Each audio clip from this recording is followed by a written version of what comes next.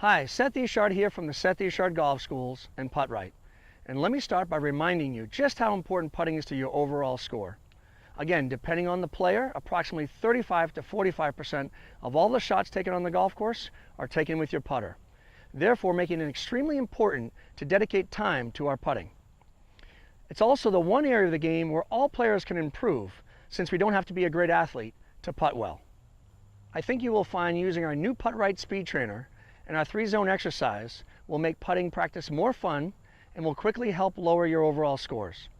Now before we start, let's talk about how to insert and remove the Putt-Rite speed trainer from the hole. The 3-zone exercise will require you to insert and remove the trainer several times. So it's very important that we take special care not to damage the hole when inserting it or removing it. And since there might be slight differences in the way holes are cut and maintained on practice greens, there is a certain technique you should use. In some cases, you may find the hole to be slightly smaller than the trainer. This is where you'll need to insert the trainer at an angle and press forward gently until you're able to press the other side of the trainer down into a flat position. You may also find in some cases that the hole is slightly larger than the trainer.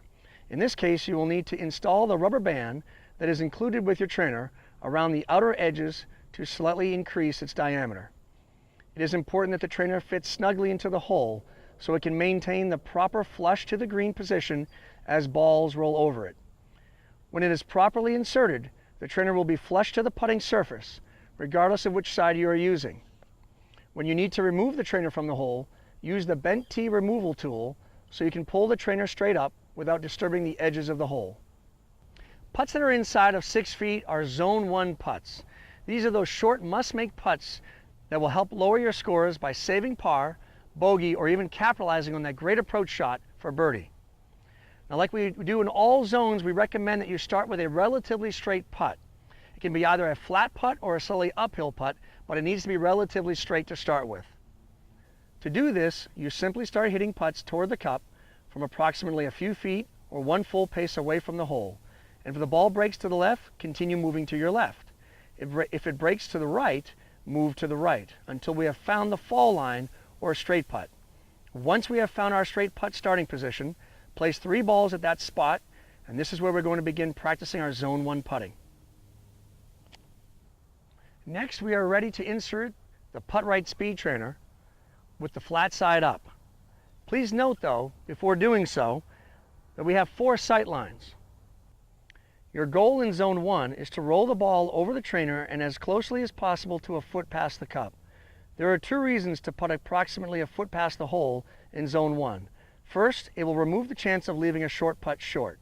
Second, since we are generally closer to the hole in Zone 1, where we are less likely to aim incorrectly or miss the hole, putting slightly more aggressive is a great way to minimize the amount of break.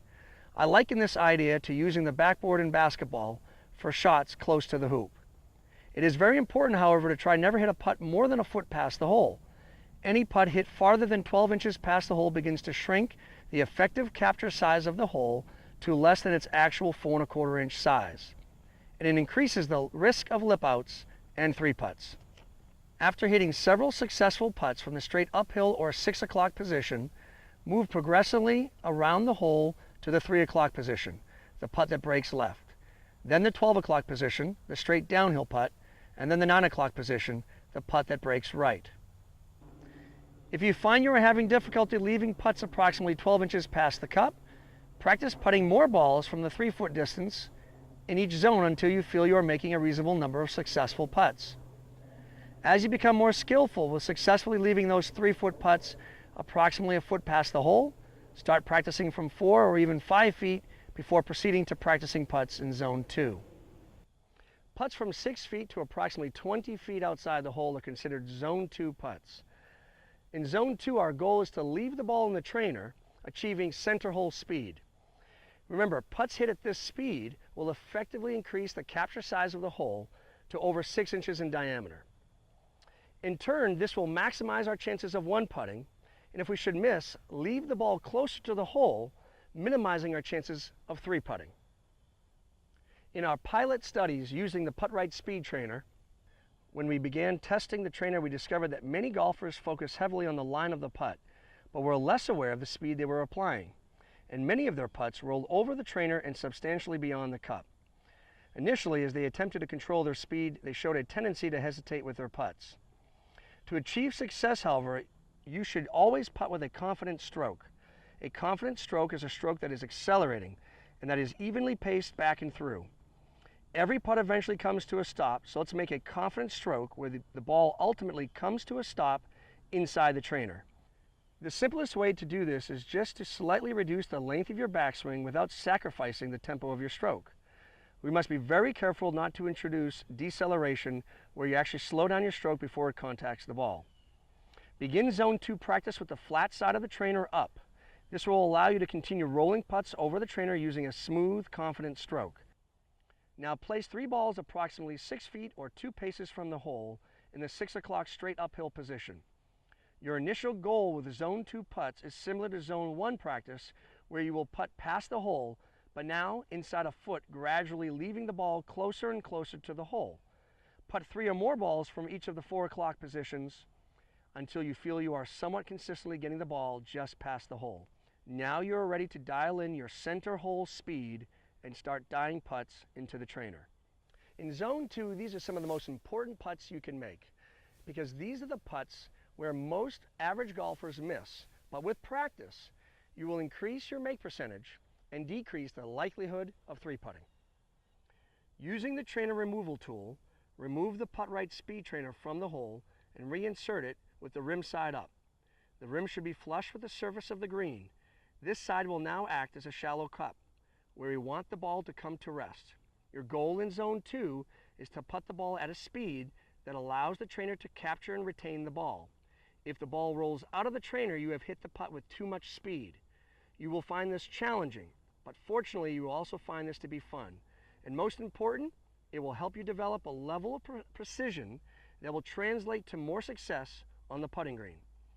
If you find that you are struggling to achieve the goal of getting the ball to stop inside the trainer, you may want to push the trainer slightly deeper into the hole, which will increase its capacity to capture putts.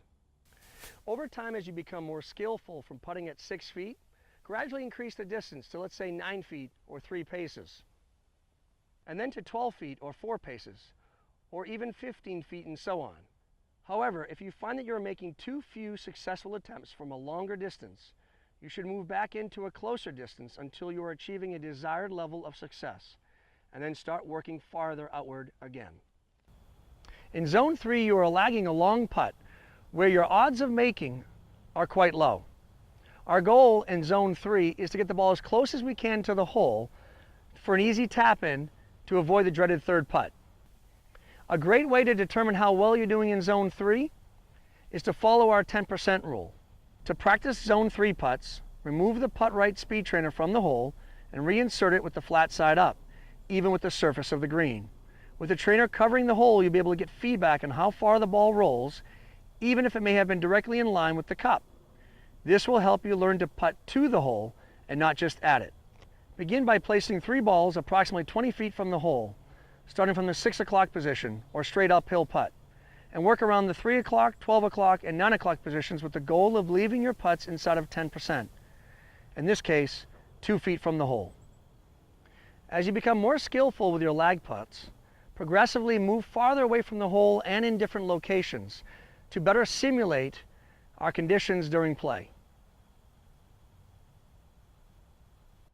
Over time, you can modify the 3-zone practice exercise to accommodate your time, practicing more or fewer putts from each zone and from varying distances.